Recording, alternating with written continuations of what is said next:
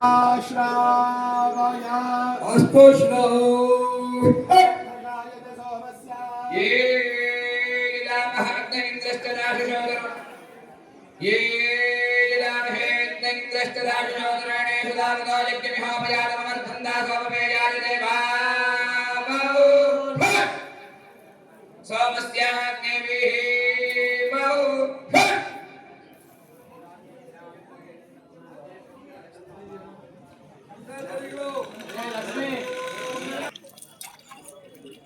ಬೆಳಗ್ಗೆಯಿಂದ ಪ್ರಾತರುವಾಗ ಚಮಸಗ್ರಹಗಳು ಸೋಮಾಭಿಷವ ಆಗ್ನೇಯ ಯಾಗ ಹಾಗೂ ಐಂದ್ರಾಗ್ನಾದಿ ಸೋಮಗ್ರಹ ಯಾಗಗಳು ನಂತರ ಈಗ ಸೋಮಪ್ರಾಶನ ಪ್ರಥಮ ಸ್ತೋತ್ರ ಆಜ್ಯ ಸ್ತೋತ್ರ ನಡೆದಿದೆ.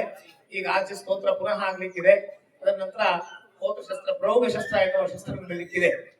ಈ ಹೋಮಾಭಿಷವಾಭ್ಯಾಂ ಸುಕ್ಷಲ್ಲವತೆ ಧ್ವರ್ಯು ಅಂತ ಯಜಮಾನರು ಮುಖ್ಯ ಸೋಮಪಾನಿಗಳು.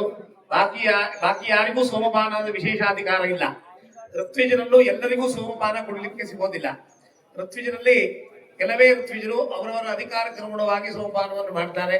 ಹೋಮ ಮತ್ತು ಅಭಿಷೇಕ ಎರಡೂ ಮಾಡಿದ್ರೆ ಮಾತ್ರ ಅಧ್ವರ್ಯುಗೆ ಸಿಗುತ್ತೆ. ವಶತ್ಕಾರ ಮಾಡಿದ್ರೆ ಮಾತ್ರ ಹೋತಾದ್ರಿಗೆ ಸಿಗುತ್ತೆ. ಬಾಕಿ ಎಲ್ಲರಿಗೂ ಸಮಾಖ್ಯ ಭಕ್ಷಣವಾಗಿ ಸಿಕ್ಕಿರುತ್ತೆ. ಸಾಮಾನ್ಯವಾಗಿ ಸೋಮ ಅವರು ಮಾಡಿದ್ರು ಕೂಡ ಅವರು ಸೋಮಪಾನಿಗಳು ಅಥವಾ ಸೋಮಪೀತಿಗಳು ಅಂತ ಆಗೋದಿಲ್ಲ.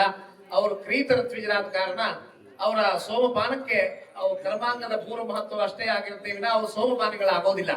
ಯಜಮಾನರು ಮಾತ್ರ ಸೋಮಪಾನ ಮಾಡಿದ್ರಿಂದ ಸೋಮಯಾಜಿ ಸೋಮಪೀಠಿ ಅಂತ ಆಗೋದು.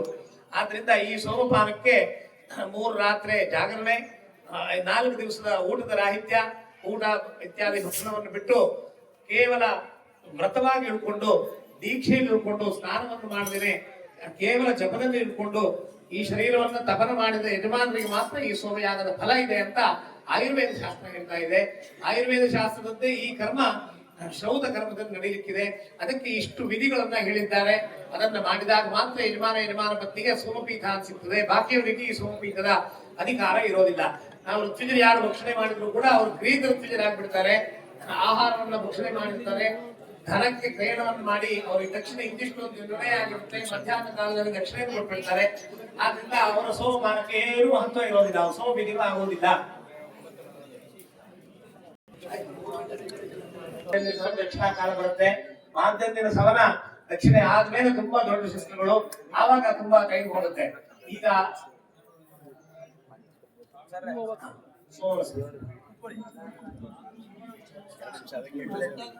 ನಮೋ ನಮೋ ಭವತಿ ದೇವೇಭ್ಯೋ ವಿದಧಾತ್ಯಮಾಸ್ತಿರತಿ ದೀರ್ಘಮಾಯುಃ.